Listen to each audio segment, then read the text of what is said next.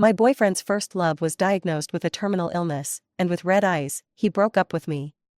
She won't last 3 months. I don't want her to leave with any regrets. Don't worry, I'll send her off and then come back to you. The deep affection and responsibility in his voice really moved me. 3 months later, after the memorial for his first love, he came back to find me. I pulled the man next to me into my arms and said, "Let me introduce him. This is my husband. Jeremy and I broke up." In his words, the breakup was only temporary.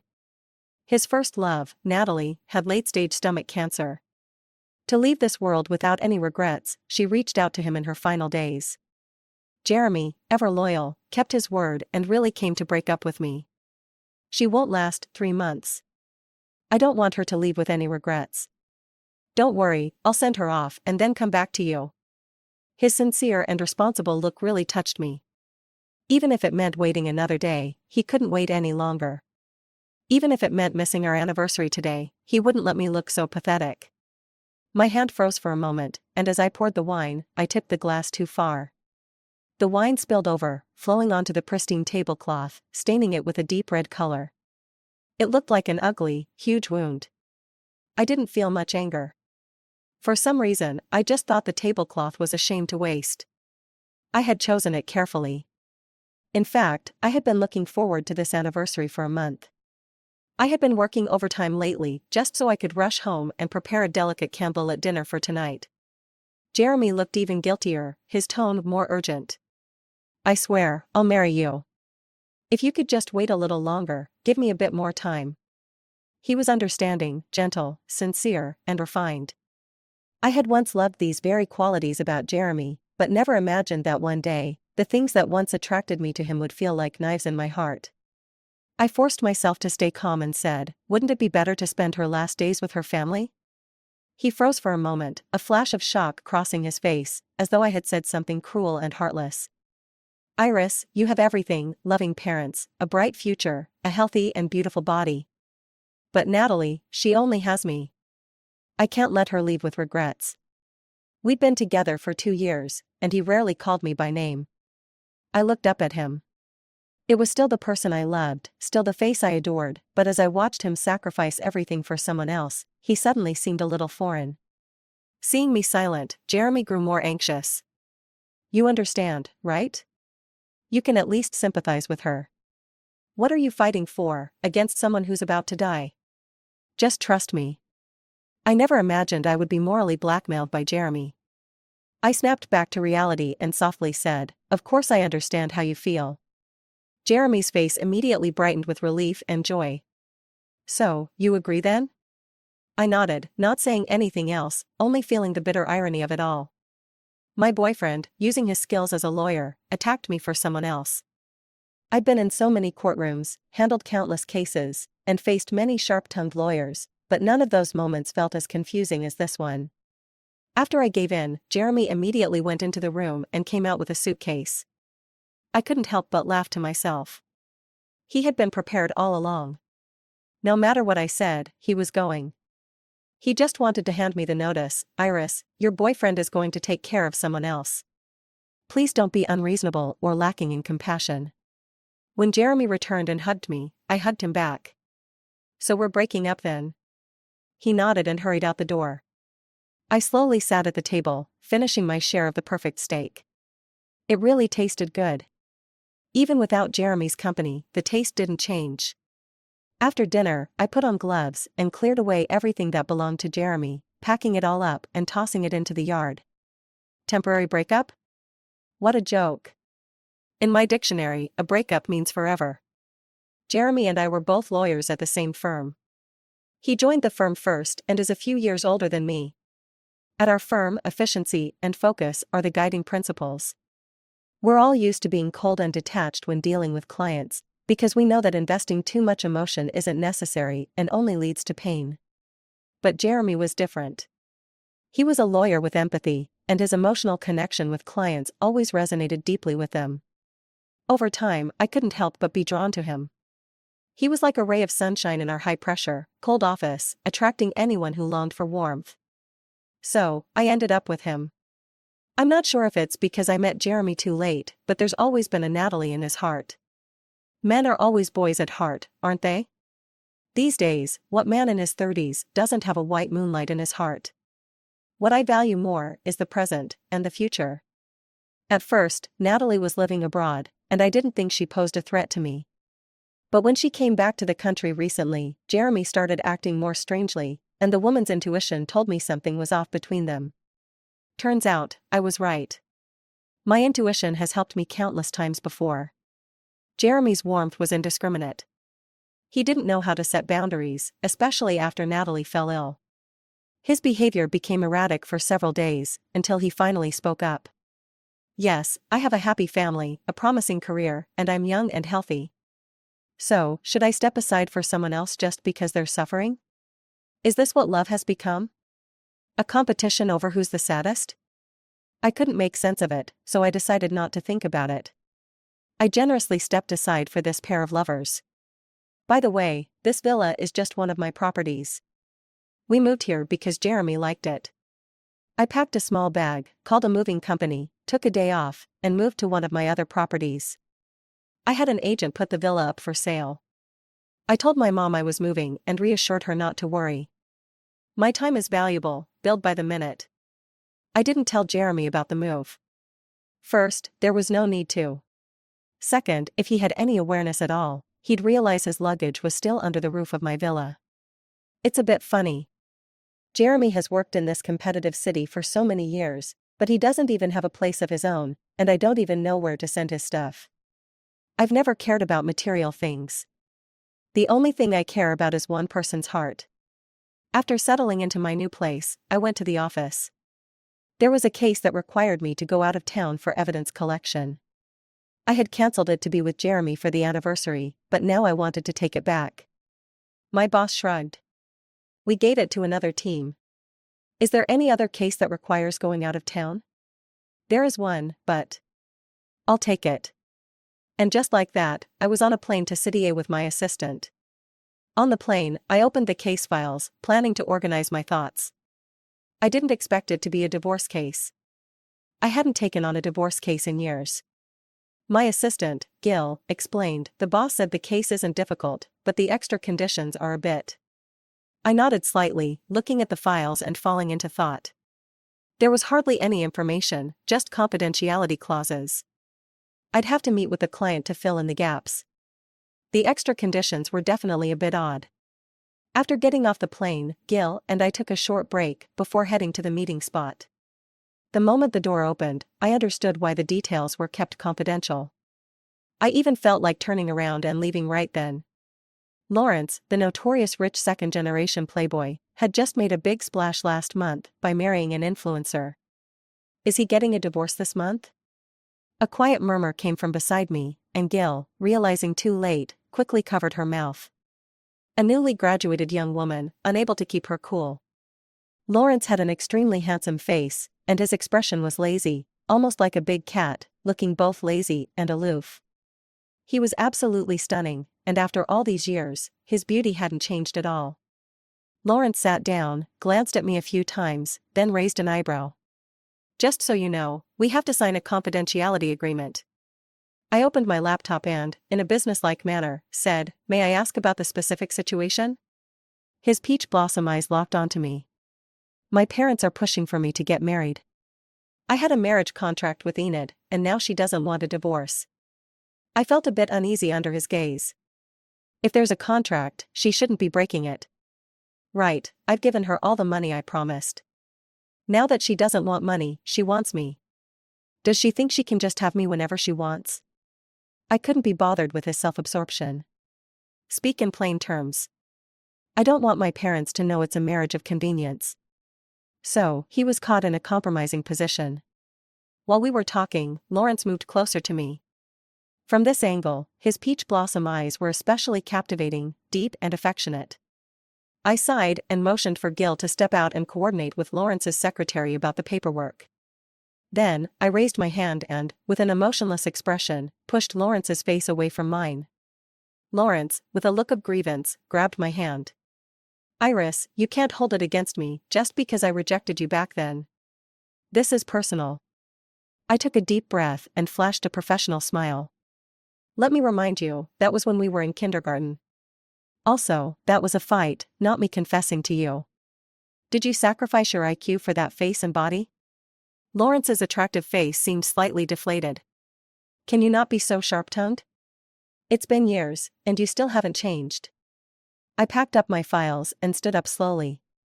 You know me well, so why are you saying all this? Help me win this case, and I'll open a law firm for you, Lawrence said eagerly. After enduring this conversation for a while, I couldn't take it anymore and stood up to leave. Lawrence, this guy, relied on his good looks and sweet talk, and he had always been adored by all the nearby aunties since he was a child. My mom was no exception. So, even though I hadn't had much contact with him over the years, my mom had kept in touch with him. It's not hard to guess why I was assigned this case. Just then, the door to the office was pushed open, and a woman with a pure look walked in. With her long, black hair and delicate, pitiful air, she immediately exuded a fragile, high-maintenance vibe. Darling, is this the new woman you found? Are you really divorcing me for her? Her voice was both sweet and resentful. Her tone sent shivers down my spine. I was about to explain myself and quickly leave, but Lawrence tugged at me from behind, whispering, if she finds out I'm looking for a lawyer, what will happen?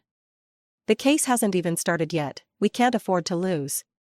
Well, at least you know you're a broken pot. I took a deep breath and put on a professional smile. I'm just passing through for business and stopped by to see Lawrence. The moment I spoke, the entire office went silent.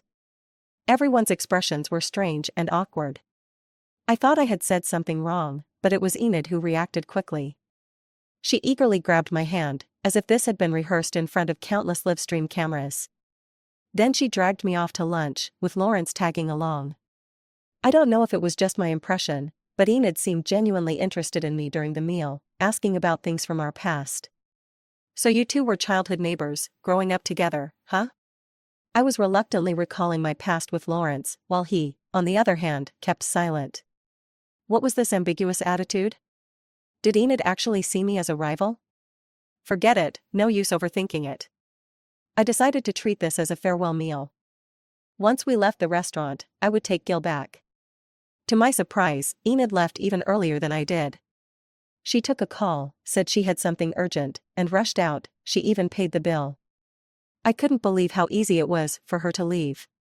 Soon, the table was just the three of us. I put down my chopsticks. Lawrence, what's really going on between the two of you? Gil, as always, was eager for gossip. Lawrence cleared his throat.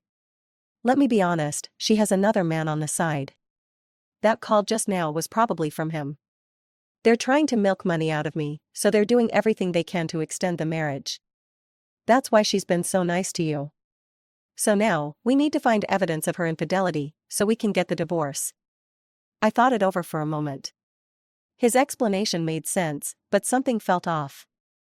Why isn't we finding the evidence? I'm not taking this case.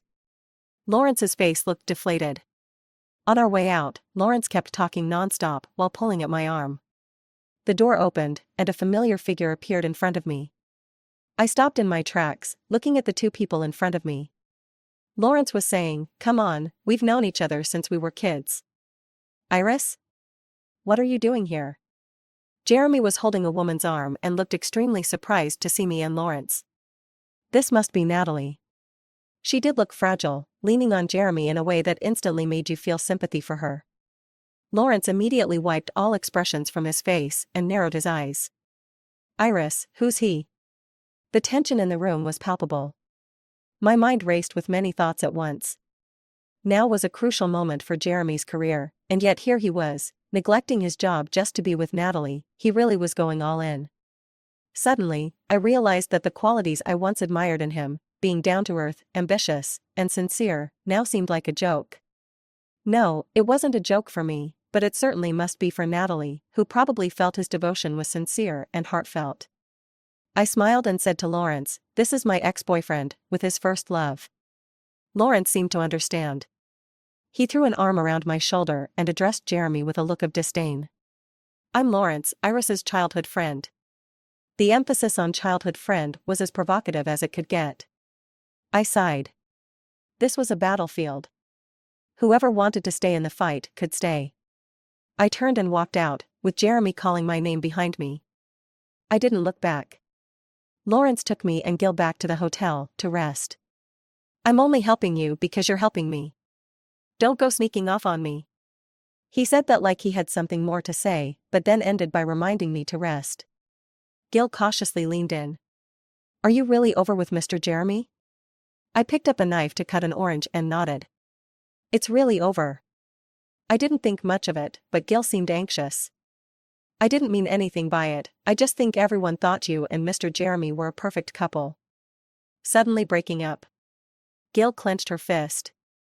I saw the way he looked at his first love. It was clear. Gil noticed I didn't react, so she stopped talking. I thought I'd be angry, like Gil, an outsider, was angry. But when it happened, I just felt calm. It was a lost bet. Nothing major.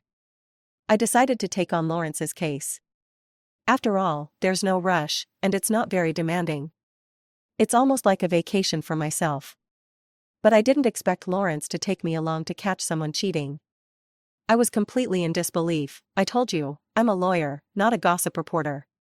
Lawrence said confidently, isn't collecting evidence part of your job? I shook my head. You can bring Gil along, or hire a private investigator. No, this is something you need to know.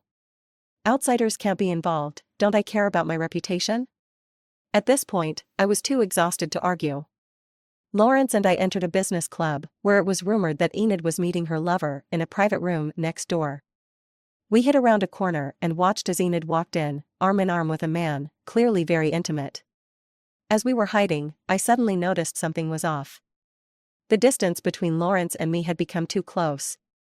His cologne was so strong that it almost invaded my senses.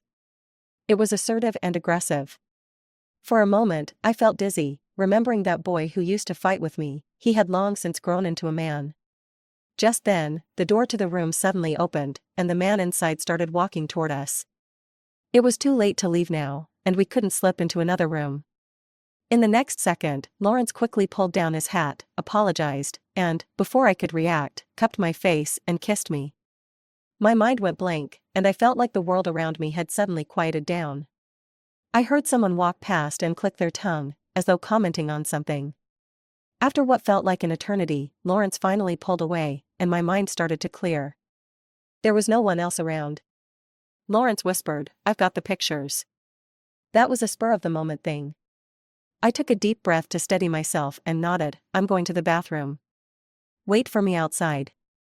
Lawrence, relieved that I didn't press him further, nodded quickly. It took me a while to find the bathroom. After splashing water on my face to clear my head, I was about to retouch my makeup when I overheard someone on the phone. Don't worry, just do as I said. There won't be any issues. Once you've got her, don't forget our agreement. Then a few more irrelevant words, followed by the sound of the door opening. I quickly ducked into a stall, watching as the person walked out. It was Enid's voice, and it was definitely her walking away. Who was she talking to? What was this plan? What did she mean by get her? When Lawrence and I went back, neither of us said anything. My mind was too occupied with Enid's conversation, and before I knew it, we had arrived at the hotel. Lawrence said goodbye, but his eyes still carried a trace of regret. I feigned nonchalance and tried to comfort him, we're all adults here. A little mishap can be understood, right?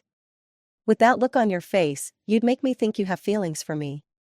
Lawrence didn't expect me to say that. His face instantly turned red, clearly flustered.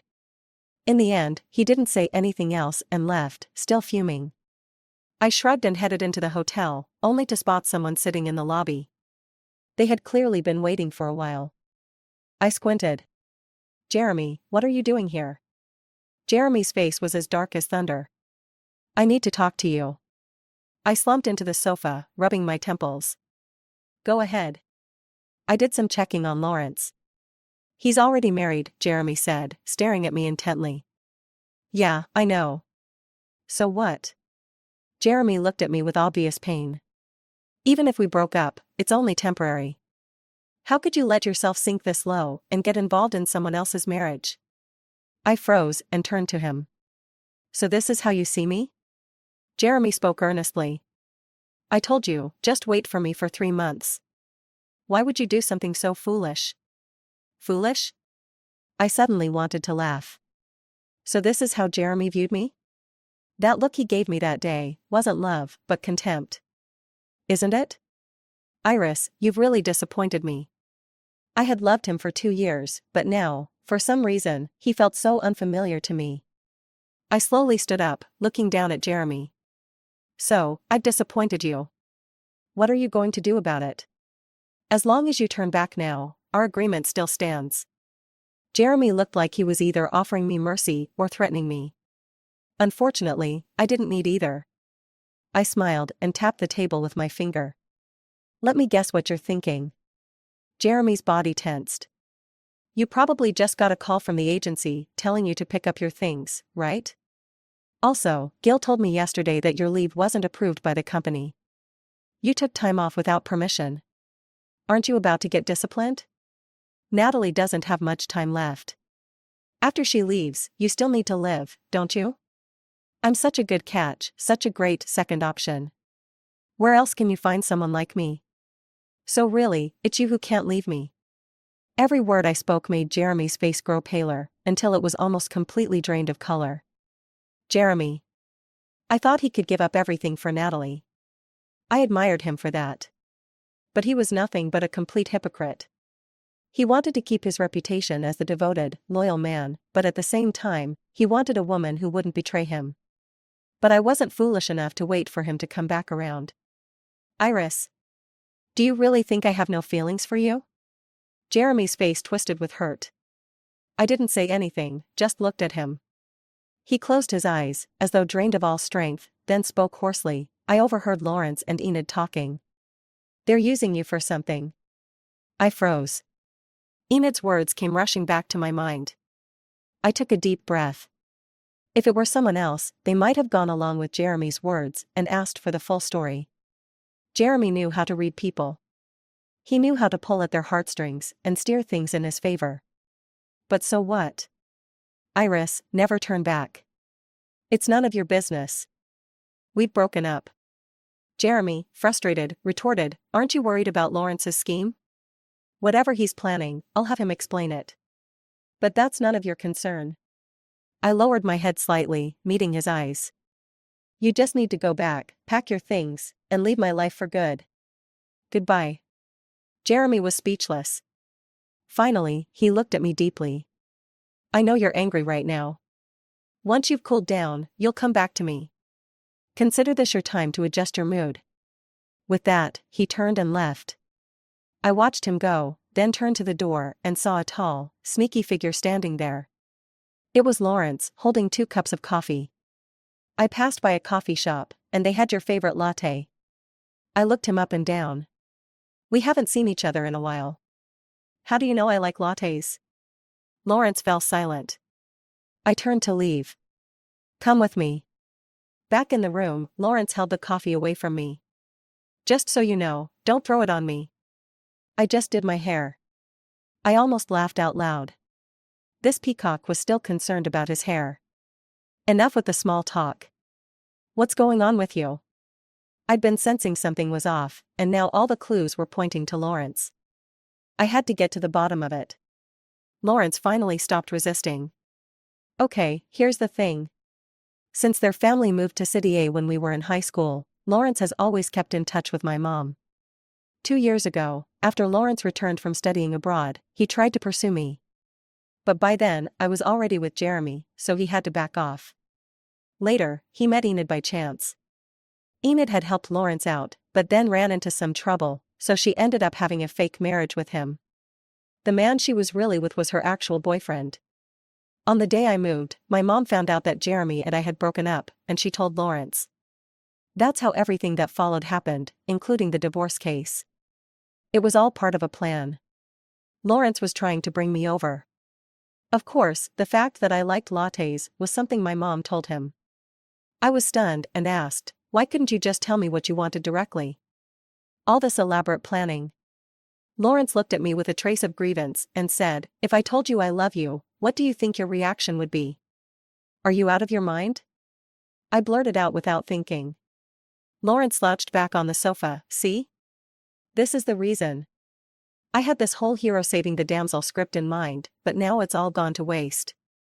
He added, with a grin, I didn't expect you to figure it out so quickly, Iris. You're amazing, nothing escapes your eyes. Then why come to City A? Lawrence finally got serious. He sat up straight and reined in his usual playboy attitude. I'll take you somewhere tomorrow.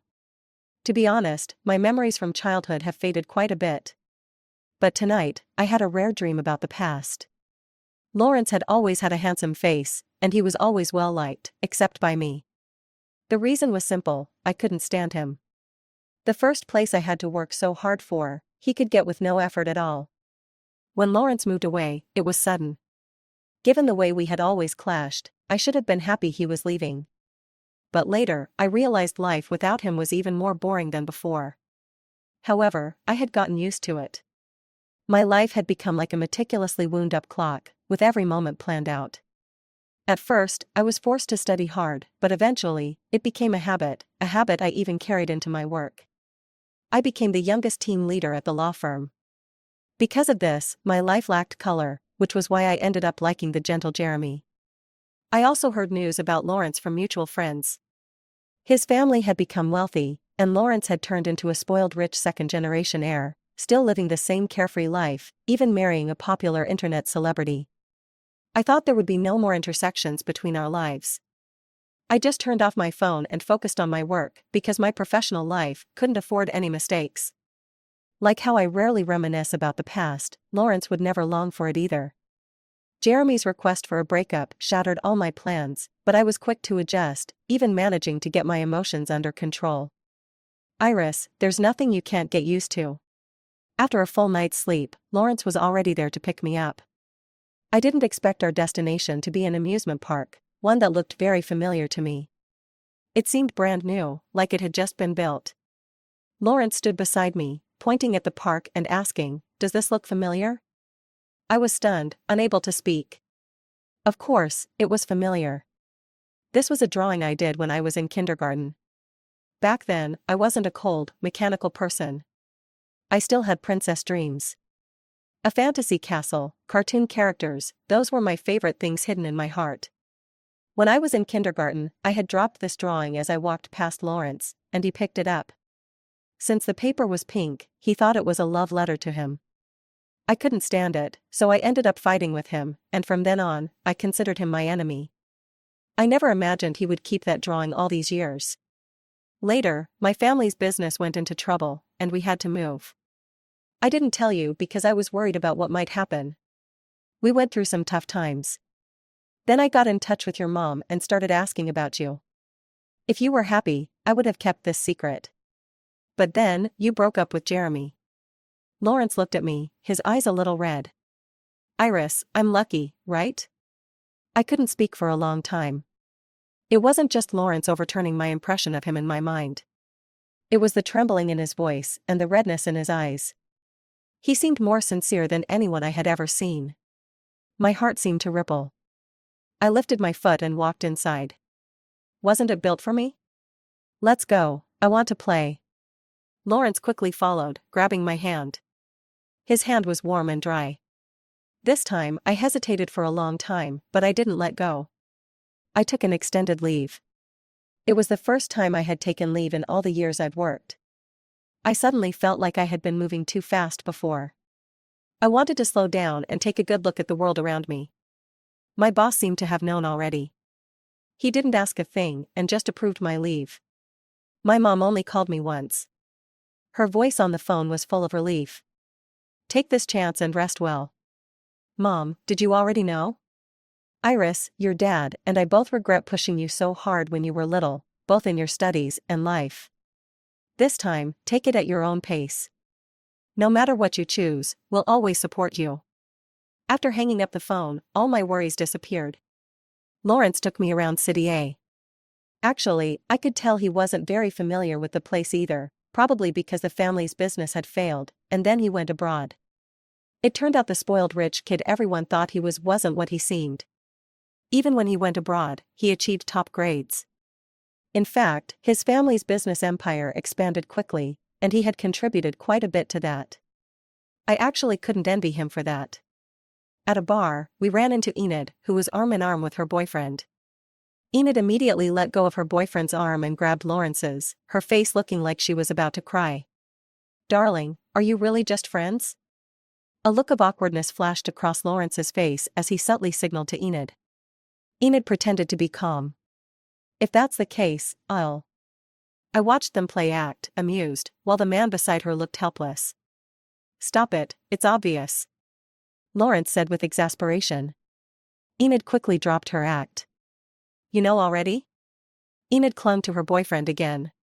"We're not anything. I have a real husband." That night, Lawrence got drunk and, pulling me close, asked pitifully, "When can I be the real husband?" I looked at his eyes, glistening with tears. After staring for a while, I had to admit, they were actually quite charming. Time passed quickly, and 3 months had flown by. My long vacation was also coming to an end. I brought Lawrence back to B City. As soon as I had settled him in and was about to pick a day to go home, the doorbell rang. I looked at Jeremy standing at the door, and I wasn't surprised at all. 3 months had passed, and if you do the math, Natalie's memorial service should have already ended. Jeremy's eyes were full of emotion as he gazed at me. "Iris, I've come back to find you as promised." I raised an eyebrow. "Who are you?" Jeremy frowned. "Stop playing games. From today onwards, let's do this properly." I couldn't help but want to laugh. "Jeremy, is your love like a light switch?" He seemed a bit caught off guard. "What do you mean? Can you just love anyone whenever you feel like it? Do you think that after Natalie's death, you've really let go? Do you feel at ease being with me? Or were you at ease when you were with Natalie?" Jeremy's face turned pale and green. He was speechless. At that moment, a tall man suddenly appeared next to me and pulled me into his arms. "Baby, who's here?" Jeremy looked at Lawrence and immediately regained the ability to speak. His face twisted in anger. "Didn't I tell you before? He's not well-intentioned. Don't let him deceive you." It was the same old story. After everything Jeremy had been through, he still hadn't learned. He always assumed that I would wait for him, that I was meant to be with him. I sighed and pulled Lawrence closer, enthusiastically introducing him. "Let me introduce you. This is my husband." Lawrence proudly showed off the ring on his finger. "We're legally married. We've exchanged vows." Jeremy left, looking utterly defeated. I didn't know where Jeremy went after that. I just heard that he had already been absent from work several times due to Natalie's situation, and eventually, he was fired from his job. Did he come to find me because he truly loved me, or did he see me as a backup plan? I didn't want to dig into it any further. Even the luggage from my villa was taken by him. Once, I thought Jeremy was my warmth, the redemption I had been seeking in my dull life. But now, I understand that he was nothing but a mirage, floating in the air, intangible, impossible to touch. Lawrence was the real thing I had been looking for. I brought him home, and I saw that even in the home that had always been meticulously organized, it slowly started to have little lively and interesting decorations. In my room, there were even a few new plush toys. Mom said, "He's been sending them one by one. He always says he didn't take good care of you when you were little." Actually, his words are probably meant for us too. You shouldn't keep yourself so tense. Slow down, take the time to enjoy the scenery along the way. I smiled and agreed. The truth is, I had no complaints, and I didn't harbor any resentment. When you want something, you always end up losing something else. And when you lose more, you will eventually be compensated. Lawrence even brought a small tree sapling to our garden. "We'll plant a tree here. Next year, we'll have fruit. If you like it, when it grows, you can even climb it." I couldn't help but laugh and cry at the same time. "How old are you, and you still want to climb trees?" Lawrence gently swept the strands of hair from my face, looking at me seriously. "Iris, I'll make it up to you." A warmth brushed my lips. This is what life is like.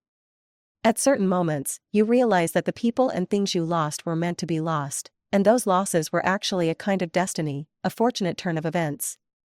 A breeze passed, and I slowly closed my eyes. I responded to the kiss, without any distractions. The end.